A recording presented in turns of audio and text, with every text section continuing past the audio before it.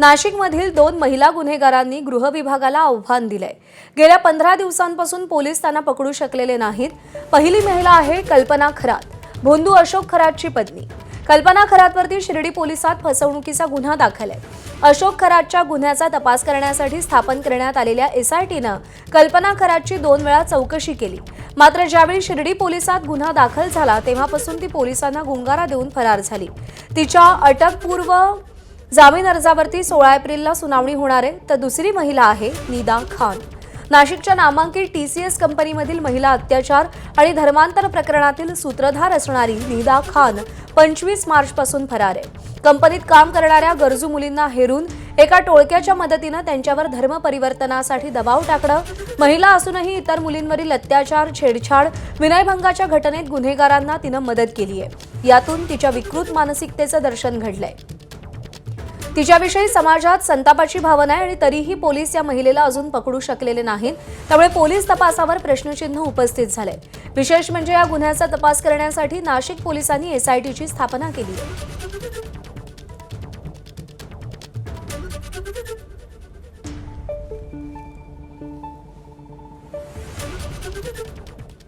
पुढची बातमी आपण पाहूयात।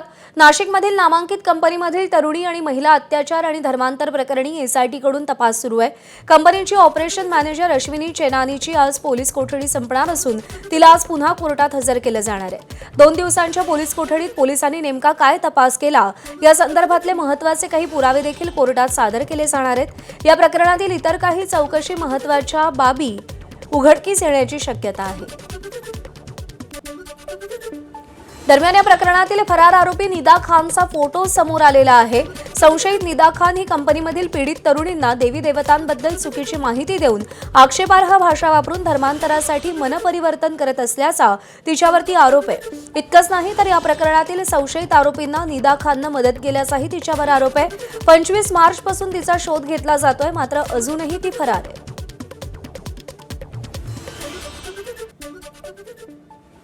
नाशिकमधल्या भोंदूबाबा अशोक खरातचा पोलीस कोठडीतला मुक्काम वाढलाय।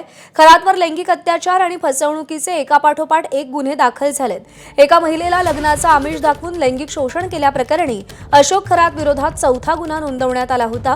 या गुन्ह्याअंतर्गत झालेल्या सुनावणीमध्ये खरातला 18 एप्रिलपर्यंत पोलीस कोठडी सुनावण्यात आली आहे। या 4थ्या गुन्ह्यातील प्रकरणात महिलांचं लैंगिक शोषण आणि औषध देऊन अघोरी कृत्य आणि गर्भपाताचा समावेश आहे।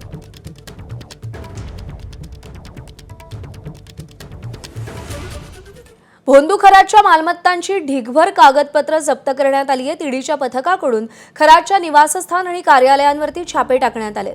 2 दिवसांच्या छापेमारीत ईडीच्या हाती मोठं घबाड लागलंय। घराच्या मालमत्ता आणि आर्थिक व्यवहारांसंदर्भातील हजारो कागदपत्र ईडीच्या ताब्यात आहेत। अशोक खरातच्या घर, फार्म हाऊस आणि कार्यालयातून जवळपास 2 गोण्या भरतील एवढी कागदपत्र जप्त करण्यात आली आहेत। खरातसोबत आर्थिक व्यवहार केलेल्या अधिकाऱ्यांची देखील ईडीकडून चौकशी होणार आहे।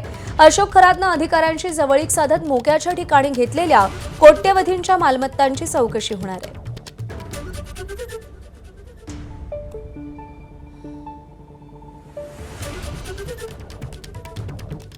भोंदू अशोक खरातमुळे शिर्डीतील समता सहकारी पतसंस्था ही तपासाच्या रडारवर आली आहे। या पतसंस्थेत उघडलेली खाती बनावट असल्याचं समोर आलंय। विशेष म्हणजे बनावट खाती उघडताना भक्तांच्या पॅन कार्डचा गैरवापर झाल्याची धक्कादायक माहिती पुढे आली आहे। पॅन कार्डवरील सहीची नक्कल करत बनावट सह्यांद्वारे 56 खाती उघडण्यात आली आणि विशेष म्हणजे या खात्यातून मोठ्या प्रमाणावर आर्थिक व्यवहारही करण्यात आले। शिर्डी पोलिसांनी आतापर्यंत 56 पैकी 35 खात्यांची चौकशी केली असून त्यापैकी सुमारे 90% सह्या या संबंधित व्यक्तींच्या पॅन कार्डवरील सह्यांशी मिळत्या जुळत्या असल्याचं कळतंय। खरात देवदर्शनाच्या नावाखाली लोकांकडून आधार कार्ड आणि पॅन कार्ड गोळा करत होता। या कागदपत्रांचा तो अशा प्रकारे गैरवापर करत होता। रुपाली चाकणकरांची बहीण प्रतिभा चाकणकर आणि त्यांच्या मुलाच्या नावेही समता सहकारी पतसंस्थेत 4 खाती असल्याचं समोर आलंय।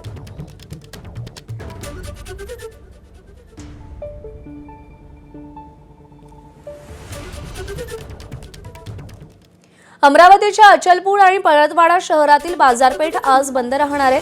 सर्वपक्षीय आणि हिंदुत्ववादी संघटनेनं हा निर्णय घेतलाय। परतवाडा अश्लील व्हिडिओ व्हायरल केल्याप्रकरणी सर्वत्र रोष व्यक्त करण्यात आलाय आणि या प्रकरणी आतापर्यंत दोघांना अटक करण्यात आली आहे. आरोपींची संख्या वाढण्याची शक्यता आहे. आतापर्यंत 18 व्हिडिओ आणि 39 फोटो व्हायरल झाल्याची माहिती पोलिसांनी दिली आहे. अचलपूर इथल्या उजेर खान इक्बाल खान हा मुख्य आरोपीचा मित्र आहे. इतर आरोपींना ताब्यात घेण्यात येईल अशी माहिती पोलिसांनी दिली आहे. दरम्यान मुख्य आरोपी अयान अहमद तन्वीर अहमद याचा परतवाडामधील घरावरती अचलपूर नगरपालिका बुलडोझर चालवणार असल्याची माहिती आहे. दरम्यान या प्रकरणातील पीडिता आणि त्यांच्या कुटुंबियांनी पुढे येऊन तक्रार करण्याचं आवाहन अमरावती ग्रामीण पोलीस अधीक्षक विशाल आनंद यांनी केलंय. सोबत असा पण शक्यता आहे की आरोपी जे आहे त्यांना आणखी इतर कोणी व्यक्तींनी जर काही मदत केलेली आहे ते व्हायरल करायचीसाठी, तर तसा जे माणूस आहे त्यांना पण आम्ही शोध घेऊन त्यांना निष्पन्न करणार आणि त्यांना पण बरोबरपणे आम्ही आरोपी बनून त्यांच्यावर पण कारवाई करणार आहे. ते स्टेटमेंट किंवा जे एव्हिडन्स आम्हाला तपासात सापडणार ते आम्ही प्रॉपरली कॉन्फिडेन्शियल पद्धतीने फक्त आणि फक्त इन्व्हेस्टिगेटिंग ऑफिसर जे महिला राहणार ते आणि संबंधित जे कोर्टचे जज आहे फक्त त्यांच्यासमोर, म्हणजे फक्त 2 व्यक्तीसमोर जे महिला म्हणून राहणार त्यांच्यासमोर आम्ही ते एव्हिडन्स म्हणून पेश करणार. पोलिसांनी आरोपी अयान अहमद तन्वीर अहमदला बेड्या ठोकून त्यांची चांगलीच धुलाई केली पाहिजे. वेळ आली तर आमच्या ताब्यात द्या, याचा बंदोबस्त करू अशी प्रतिक्रिया आमदार रवी राणा यांनी दिली. तसंच अचलपूर बंदला आपला पाठिंबा असल्याचं त्यांनी सांगितलंय. पोलिसांनी ताबडतोब बेड्या ठोकून याला लॉकअपमध्ये टाकलं पाहिजे, चांगली धुलाई केली पाहिजे. ज्यांनी लहू जिहादला मोठ्या प्रमाणात पाठबळ देतात हे लोक, अशा खऱ्या अर्थानं विकृती कृतीला धडा शिकवण्यासाठी वेळ आली तर आमच्या ताब्यात द्या, पूर्ण त्याचा बंदोबस्त करू. पण पोलिसांनी त्याला बेड ठोकून अंदर केलं पाहिजे, जन्मठप दिली पाहिजे आणि अचलपूर परतवाडा बंद हाकेला पूर्ण माझं समर्थन आहे.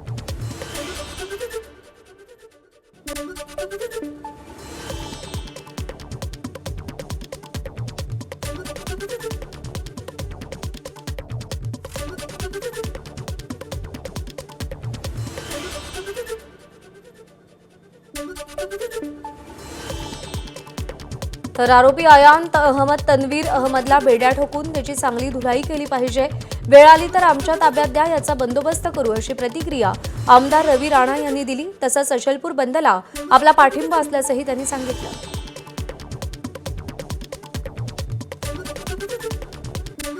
तर याच घटनेच्या पार्श्वभूमीवर परतवाडा अचलपूर बंदची हाक देण्यात आली आहे. आज सर्वपक्षीय हिंदुत्ववादी संघटना आणि व्यापाऱ्यांकडून बंदची हाक देण्यात आली आहे. परतवाडा अश्लील व्हिडिओ व्हायरल प्रकरणी संतापाची लाट उसळली आहे आणि या प्रकरणी 2 युवकांना पोलिसांनी अटक केली आहे.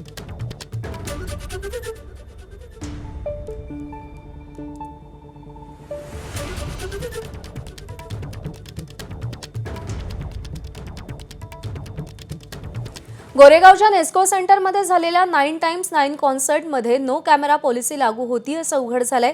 कॉन्सर्टसाठी आलेल्यांना मोबाईलवरच्या कॅमेऱ्यावरती स्टिकर लावण्यात आले होते. कॉन्सर्ट परिसरात फोन कॅमेऱ्यावरती बंदी होती, तशा सूचना सोशल मीडिया प्लॅटफॉर्म्सवरती देण्यात आल्या होत्या. त्याच सोबत कॉन्सर्ट परिसरातही अशा सूचना लावण्यात आल्या होत्या. फोन कॅमेऱ्यावरचे स्टिकर काढले तर बाहेर काढण्यात येईल अशा सक्त सूचना होत्या. अशा सूचना करणाऱ्या पोस्ट सध्या सोशल मीडियावरून डिलीट केलेल्या आहेत. अशा सूचना देणारे काही सोशल अकाउंट्स देखील डिॲक्टिव्हेट करण्यात आलेत. फोन कॅमेऱ्यावर बंदी का घातली असे अनेक प्रश्न त्यामुळे उपस्थित झालेत.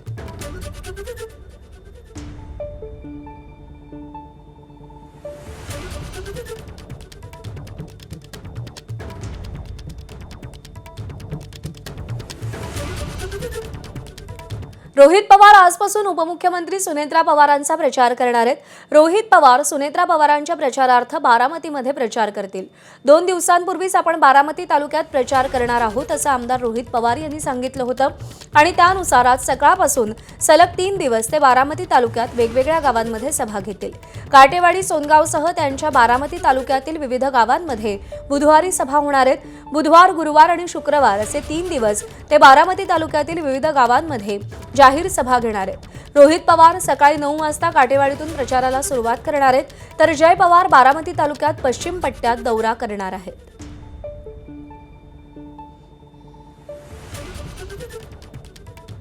धाराशिवच्या पोलीस अधीक्षकांविरुद्ध हक्कभंगाचा आमदार सुरेश धस यांनी इशारा दिलाय। रितू खोकर ड्रग्ज प्रकरणातील आरोपींना पाठीशी घालत असल्याचा त्यांचा आरोप आहे। एमडी ड्रग्ज गांजा विक्री प्रकरणात संगनमत करणाऱ्यांवर कारवाई करा असं धस यांचं म्हणणं आहे। आरोपींना सहकार्य करणाऱ्या पोलिसांनाही मकोका लावा असं धस यांनी म्हटलंय। ड्रग्ज आणि गुटखा तस्करी प्रकरणात प्रभावी कारवाई होत नाही असा धस यांचा आरोप आहे।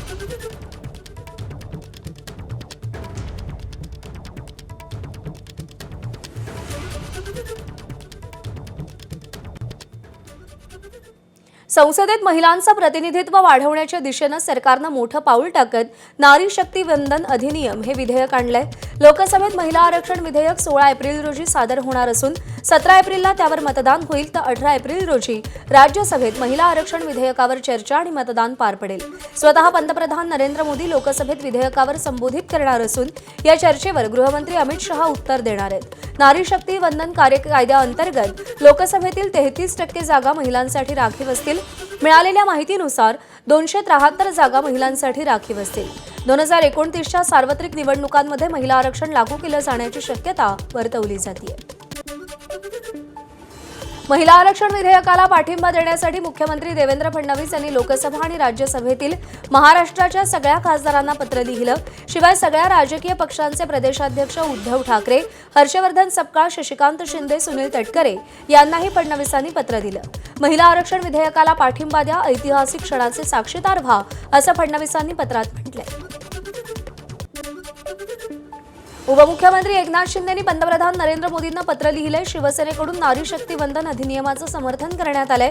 देशाचे लाडके भाऊ म्हणून एकनाथ शिंदेंकडून पंतप्रधान मोदींचा उल्लेख करण्यात आलाय। पंतप्रधान मोदी यांनी महिलांविषयी घेतलेल्या ऐतिहासिक निर्णयाचं शिंदेंनी कौतुक केलंय।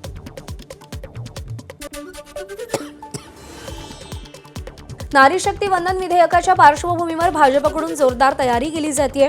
विविध सामाजिक संघटनांच्या वतीनं देशासह राज्यातल्या अनेक भागांमध्ये समर्थन देण्यासाठी रॅलींचं आयोजन केलं जाणार आहे। सोबतच सर्वपक्षीय गाठीभेटी देखील घेतल्या जात आहेत। मुख्यमंत्री देवेंद्र फडणवीस आज नारी शक्ती महिला संमेलनाला उपस्थित राहतील।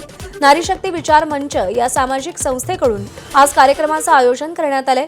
मुख्यमंत्री देवेंद्र फडणवीस आज संध्याकाळी 5 वाजता नारी शक्ती वंदन विधेयकासंदर्भात महिलांना संबोधित करतील। मुख्यमंत्र्यांसोबतच अभिनेत्री रवीना टंडन, प्राजक्ता माळी आणि फॅशन डिझायनर अर्चना कोचर यांची देखील संमेलनाला प्रमुख उपस्थिती असेल। चर्चगेट परिसरातील केसी कॉलेजच्या सभागृहात या संमेलनाचं आयोजन केलं गेलंय। भाजपकडून पक्षीय कार्यकर्त्यांसोबतच समाजातील प्रसिद्ध चेहरा असलेल्या महिलांना देखील या अभियानाशी जोडण्याचा प्रयत्न आहे।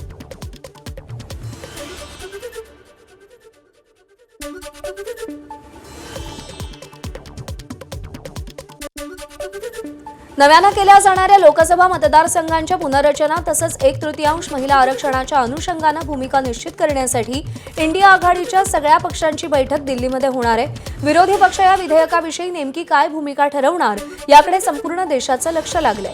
विशेषतः महाराष्ट्रातील ठाकरेंची शिवसेना आणि शरद पवारांची राष्ट्रवादी विधेयकाला विरोध करणार की समर्थन देणार हे देखील पाहणं महत्त्वाचं ठरणार आहे। मल्लिकार्जुन खरगे यांच्या निवासस्थानी ही बैठक होणार आहे। आज बिहारच्या मुख्यमंत्रीपदी सम्राट चौधरी विराजमान होणार आहेत। भाजपच्या सम्राट चौधरी यांचा आज सकाळी 10:59 अर्थात 11 वाजता मुख्यमंत्री पदाचा शपथविधी सुरू होईल। नितीश कुमार यांना खासदारकी दिल्यानंतर बिहारमध्ये भाजपचा मुख्यमंत्री आज बसणार आहे। बिहारमध्ये पहिल्यांदाच भाजपचा मुख्यमंत्री बसेल। बिहारच्या 24व्या मुख्यमंत्रीपदी सम्राट चौधरी शपथ घेतील। राज्यपाल सय्यद अता हसनैन शपथ देतील। मुख्यमंत्र्यांसह 2 उपमुख्यमंत्र्यांचाही शपथविधी होईल। दोन्ही उपमुख्यमंत्री जेडीयूचे होणार आहेत। विजयकुमार चौधरी आणि विजेंद्र प्रसाद यादव यांची उपमुख्यमंत्री पदाच्या शर्यतीमध्ये नावं आहेत।